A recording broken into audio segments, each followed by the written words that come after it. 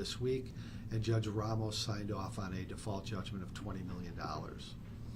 We don't expect to collect against Maurice Murphy, but in the event he ever won the lottery, that judgment is going to be executed against him. The 4-year legal fight against Desplaines was resolved last Thursday. We were on trial in front of Judge Ramos arguing motions in limine when the case settled for $1.9 million. It was a battle with Desplaines and their attorneys. We were prepared. We were ready for the jury to be brought in to start jury selection when the case settled. We were prepared to call a number of expert witnesses in the case to prove, contrary to the suggestion of Desplaines, that it was the Desplaines officer that fired the shot that went through Ryland's arm into his abdomen and sent him on to Lurie Children's Hospital for what came out to be 18 surgeries and a lifetime of pain and a disabling arm. Ryland is an amazing, amazing young man who's persevered through this and is in college now at Columbia and is ready to get on with his life. We're honored to represent Ryland.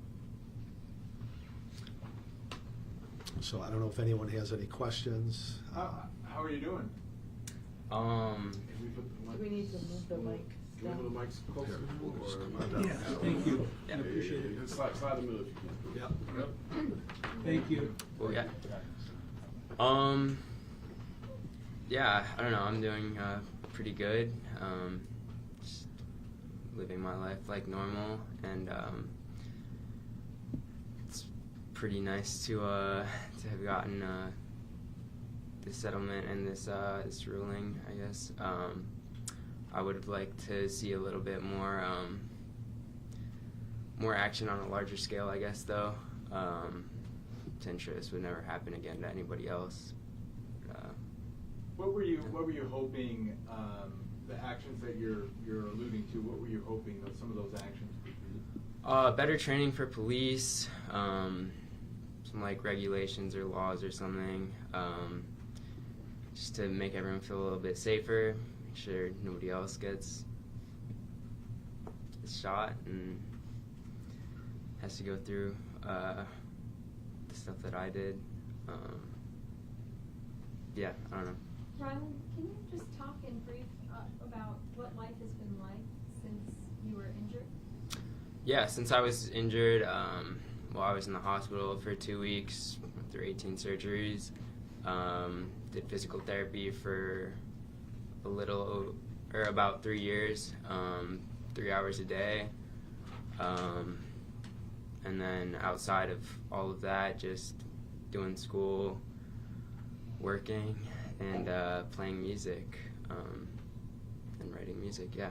And what has it been like now? I mean, you're described as this guitar prodigy, and have you been able to play guitar? What has it been like for you since this happened, and how has that affected, your hopes and dreams for being a professional musician? Yeah, well, it's affected my playing a lot.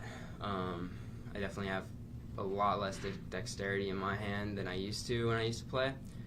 So I've had to make a lot of adaptions and just try and figure out new ways to play and new ways to do things.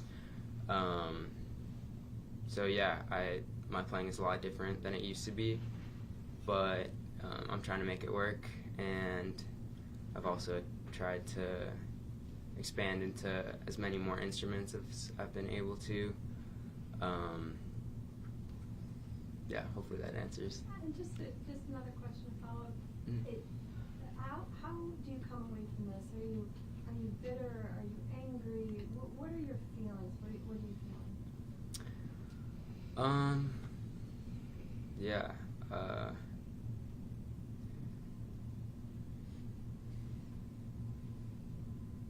Yeah, definitely a bit bitter. Like I said, I just wish that that a little more came out of it. Can I say? As you ask how he feels, I know Ryland, he won't ever talk about that. I know that there is a feeling of bitterness, but he has such a positive outlook on life, and just even when things are rough or when they're bad, he tries to make the best of it, which I think is really inspiring, and I'm so proud of him. Because even though he's not able to play guitar the way that he used to, he still continues to make music. He still continues to pick up those instruments. But I don't think any of us can deny that there will always be a feeling of bitterness, thinking about what could have been or how it could have been. And so I'm just really thankful that he continues, and that I just think it's something that people can learn from, even in the worst of cases. He's coming, I think he's going to come out on top. When you think about, you just talked about him making adaptions, still making music. When you think about his resilience, and the resilience of your son through all of this, what goes through your mind? How lucky and thankful I am. People say, oh, you're so lucky to have such a great kid. But I'm thankful to be his mother, and that I have someone who does not give up even when things are not going well. Tim, can you talk a little bit about how you felt what you felt about the officer's actions? I mean, I was reading, you felt that he was reckless, Yeah. and can you just go into that? Yeah, the police have a very, very difficult job. I live in the city. I'm raising my 6 kids with my wife in the city. The Chicago Police, Des Plaines, they have a difficult job, and we all need the police, right? We rely on them. But the facts of this case, we believe this officer could have waited a split second. We believe the evidence would show that he shot Willis in the buttocks, in the back. He had a different story. The surveillance video didn't capture what Willis was doing at the time of the shooting. The body cam that the officer had on him was pointed down, didn't shed any light on that. But we recklessness or willful and wanton conduct in this case is what we had to prove, and we brought a number of experts in this case. We're prepared to go to trial. We didn't think the case was going to resolve. It wasn't until the 12th hour that the case settled. And Tim, we got a statement from Des Plaines, the city of Des Plaines today, in response to the settlement. And Yeah. if you would bear with me, I'm going to read just a little bit of Yeah. it, just to hear what your thoughts are on it. It says, in the settlement, the city of Des Plaines does not admit to any wrongdoing or liability. Additionally, Officer Armstrong was dismissed from the lawsuit and cleared of any wrongdoing. The settlement does not reflect the heroic actions that Officer Armstrong took that day, putting his life at risk to save others. Officer Armstrong is still employed with the city of Des Plaines. It's just in part. Yeah. Just your reaction, and any family reaction, if you will. Well, I've heard their position for 4 years, right? Their police chief came out with this position that it wasn't Armstrong that shot Ryland. We disagreed with that. We went and got the best ballistics experts in the world that were going to go into that courtroom and tell 12 people that their position was wrong. So it doesn't surprise me that that's their official position. They would put out a press release, but and then claiming they haven't admitted fault, but they paid $1.9 million to Ryland Wilder. That's the admission of fault. I understand you have a song that's going to be put out here, and you may be able to give us a little preview on your phone. Yeah. Yeah, so it's a song Or that... if you have it digitally someplace you want to send us, I'm happy to take that too. Yeah, okay, This cool. is a good Yeah. time to do that. Cool, yeah. So I've been producing music just for a bunch of people, and first one of those songs that I've produced is coming out on Halloween. It's called Ribbon Graveyard, and it'll be out under the name Love Buggy, and yeah, it'll be out on all streaming platforms. Going to You can Play play it it. right If now? you want to play it on your phone, that's fine. Okay. That'd be great.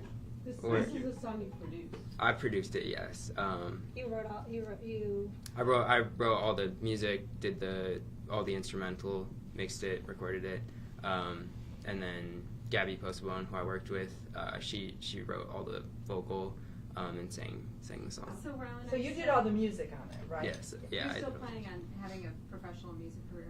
Yeah, That's what you- that's what I'm going for. Yes, Okay. I still plan on having a professional music career. Yeah, right now it's just going in the direction of producing for other people. Let's hear it. Okay, sure. Just right in the middle of those microphones. Thank you. Got it. Yeah.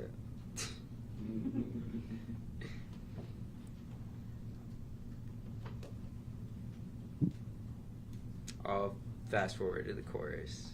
That's cool. Oh no. What's Not a wrong? word It's just, Wi-Fi? it's just- yeah. Do you have our Wi-Fi in there? No, I don't. Let's get that.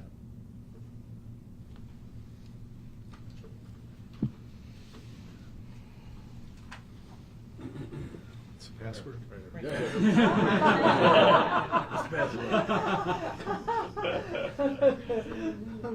Good job, Mike.